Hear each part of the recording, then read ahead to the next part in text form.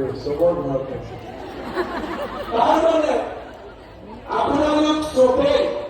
বিনামূলীয়াকৈ চাউল পাই আছে পাইছে নে নাই আপোনাৰ ঘৰত ৰেচন কাৰ্ড নাই কৰি ৰেচন কাৰ্ড নাই ঠিক আছে অকণমান মানুহৰ নাই আপোনালোকৰ MSC গৈ এপ্লিকেশ্যন দি দিব ৰেচন কাৰ্ড কেইখন কৰি দিম কোনো সমস্যা মাত্ৰ 100 মান মানুহৰ নাই এতিয়া 100 টকা দামত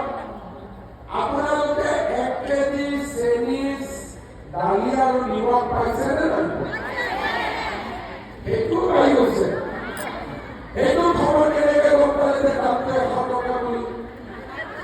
যোৱা মাহতো 117 টকা আছিলে এই মাহত কিমান হ'ল দাম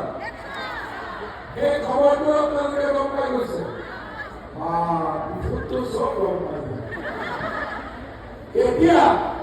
অৰুণোদয় হ'ল উদ্যমিতা হ'ল চাউল পালো নিমখ চেনি দালি কোনটো বাকী থাকি গ'ল কোনটো বাকী থাকি গ'ল 1 কেজি তেলৰ 1 লিটাৰ তেলো লাগিব নেকি দিলে ভাল হ'ব নেকি হ'ব ঠিক আছে এতিয়া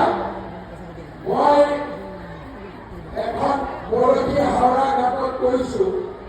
যে এইবাৰ বিজেপি পাৰ্টি জিকাই দিয়ক